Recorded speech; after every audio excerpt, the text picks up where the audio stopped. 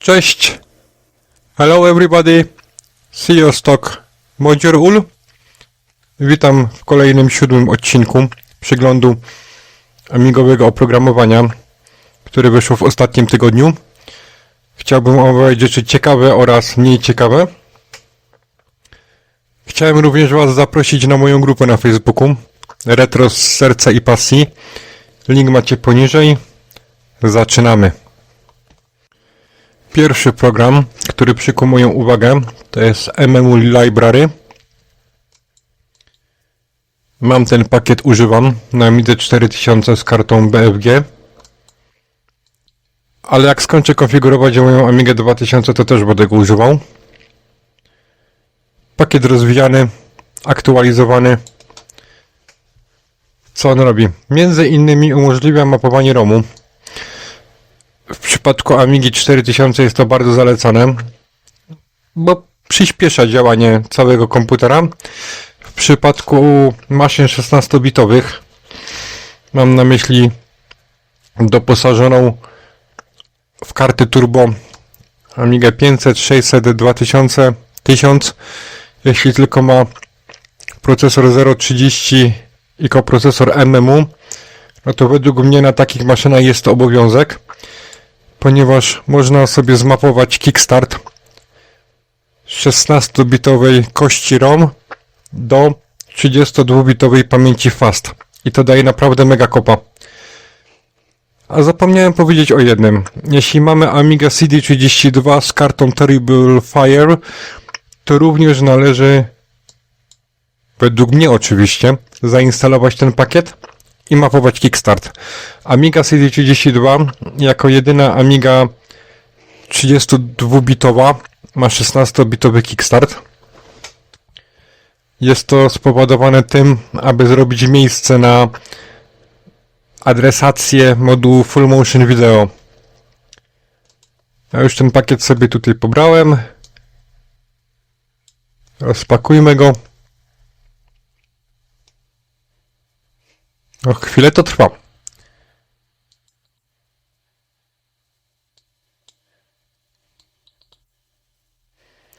No i mamy świeżutki, pachnący. Polecam. Na Eminecie pojawiło się MuEVD. Jest to sterownik graficzny do emulatora Macintosha Shapeshifter. Ma on na celu przyspieszenie działania pracy emulatora.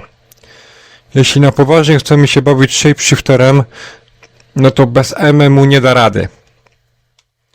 Próbowałem kiedyś na CD32 z kartą Terrible Fire z procesorem 3050 MHz, ale bez MMU. Ten procek tego nie miał.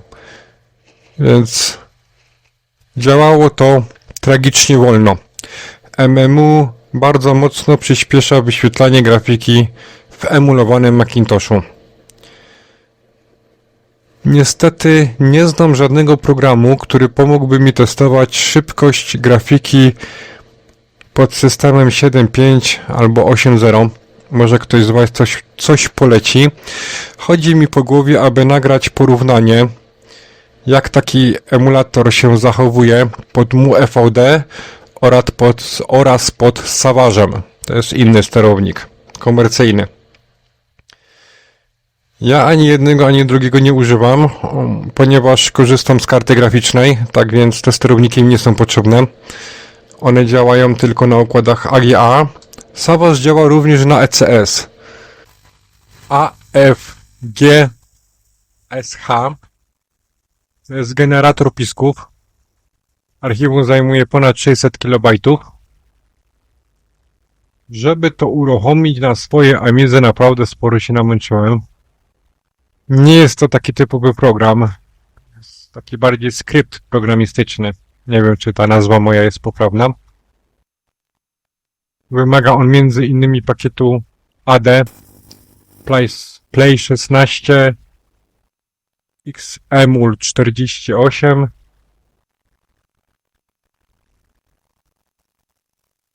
Tutaj mamy kompletną listę, co jest mu potrzebne. Jak widać. Przy pierwszym uruchomieniu on się wgrywa do katalogu AD. AD musi być uruchomiony osobnym skryptem. Tutaj mam AD. Home. Mamy AFG. Trwa to dosyć długo, ponad 2 minuty na mojej 60 100 MHz. Ale to się robi tylko raz. Uruchamiamy sobie skrypt. Przy pierwszym włączeniu on nam pokazuje schemat prostego generatora dźwięku. Można sobie wykonać. I przechodzimy do właściwego programu. Pyta nas w jakiej częstotliwości generować piski. Jakiego rodzaju chcemy piski. Dajmy sobie S. Ja bym prosił, żebyście dali ciszej głośniki, bo będzie piszczeć. Dajcie sobie pauzę i ściszcie, albo sobie odliczę. 4, 3, 1, 0.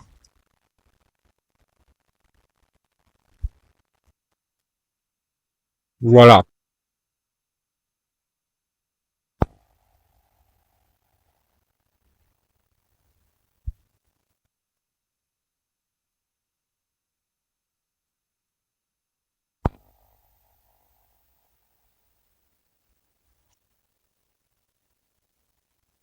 Program działa. Ja go nie będę używał. Nie mam potrzeby robienia czegoś takiego. Nie wiem, czy w przyszłości będę miał potrzebę. Był taki film kiedyś z Seanem Connerym. Nigdy nie mów, nigdy więcej. Aczkolwiek na chwilę obecną na pewno nie. 3D Object Converter. To jest taki multiplatformowy konwerter. Autor podaje, że on działa praktycznie na wszystkich Windowsach od 95.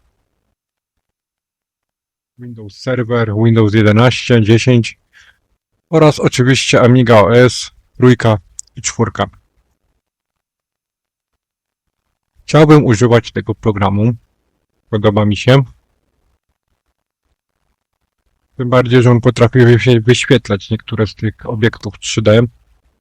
To na pewno ma choćby walor edukacyjny, nawet jeśli nie chcemy konwertować obiektów.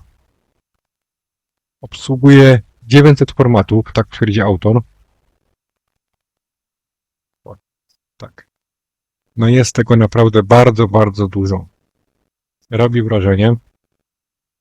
Jest to produkt komercyjny. Można kupić zarówno wersję na Windowsa, można kupić wersję na Amigę. I nawet jest wersja na Linuxa oraz macOS.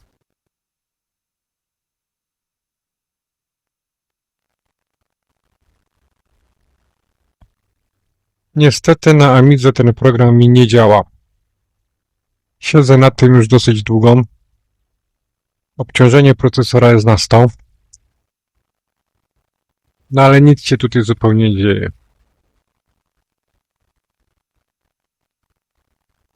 Udało mi się za to ten program uruchomić pod Windowsem. I wygląda on tak. Z Aminetu sobie nawet ściągnąłem jeden obiekt.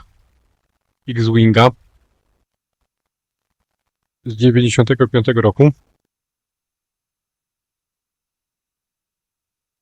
No i program działa pod Windowsem. Będę kombinował nad tym, żeby go jakoś uruchomić. Może się skontaktuję z autorem.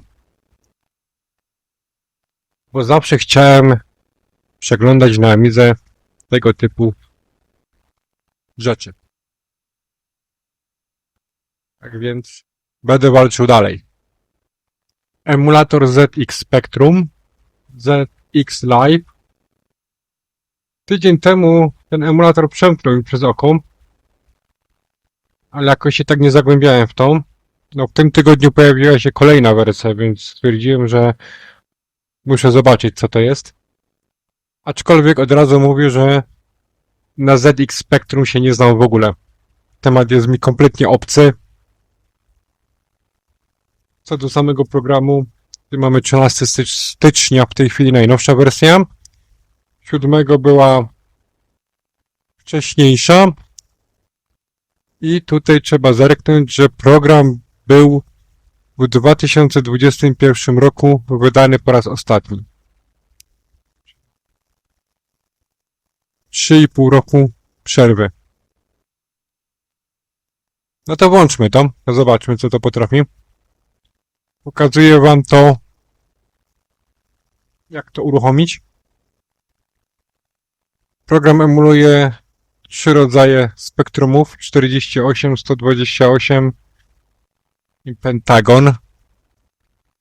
Nie pytajcie mnie, czym to się różni, nie mam zielonego pojęcia, jestem pasjonatem, nie ekspertem, ale udało mi się uruchomić grę.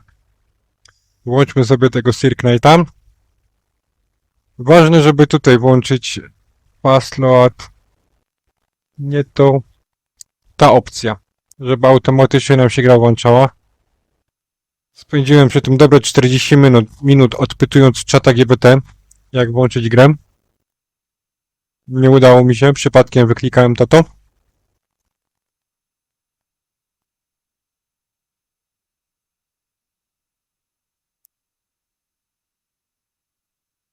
I mamy. Gra z 91 roku. UA, OP. W imieniu Księżyca. Czas nam tutaj ucieka masakrycznie szybko.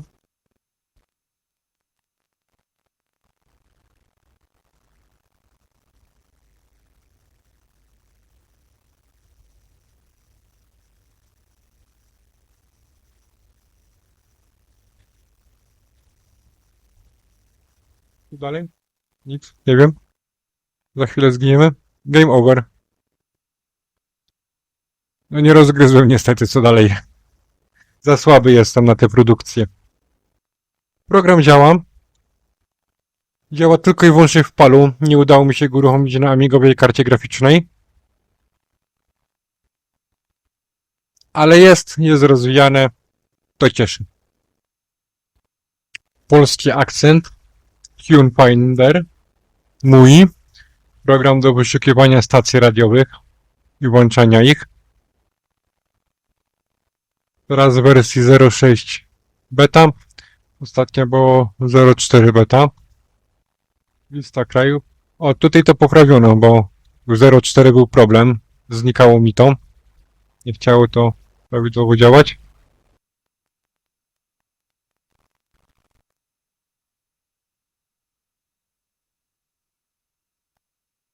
Dajmy Polskę.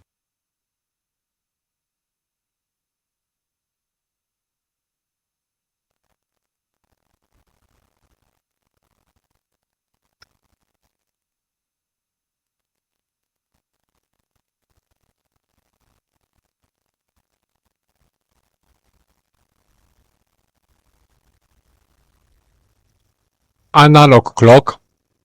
Autorem tego programu jest Stefaniu Maria. Nie chcę przekręcać nazwiska. Ten pan się regularnie przewija na moich filmach. To jest bardzo płodny autor. Bardzo dużo programów tworzy.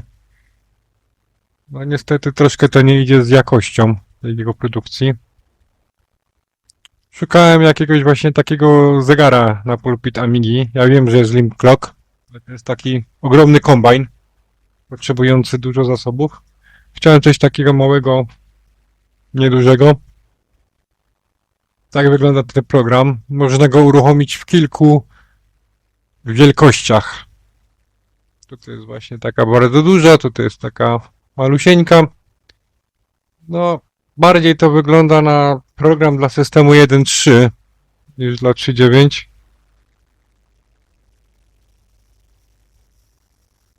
I znikło. A się pojawiło znowu.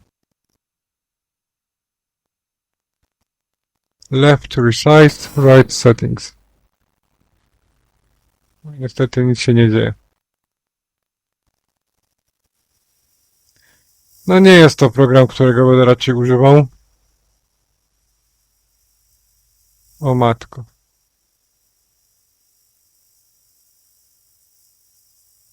Serio?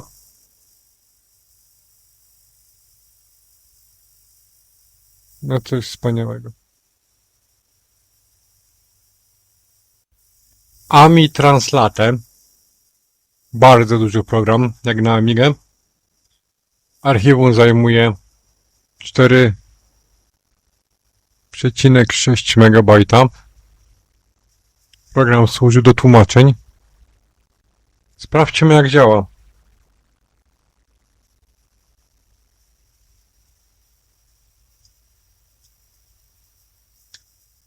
Szkoda, że po naciśnięciu przycisku Enter on nie tłumaczy od razu, tylko przechodzi do następnej linii. No ale okej, nie marudźmy. Yoreget. No powinno być jeszcze Kiwanok. Yoreget Kiwanok to jest takie formalne, oficjalne przywitanie.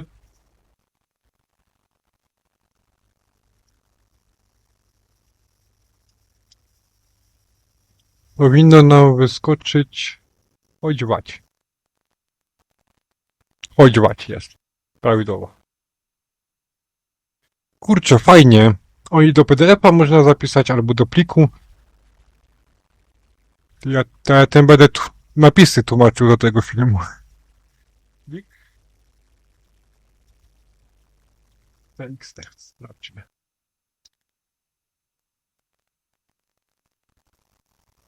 Właściwie może nie tak. No i jest, elegancko.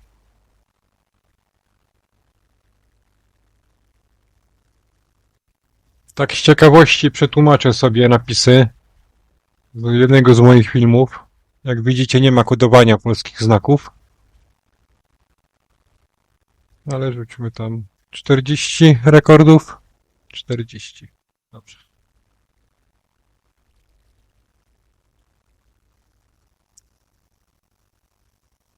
I przetłumaczmy to na angielski.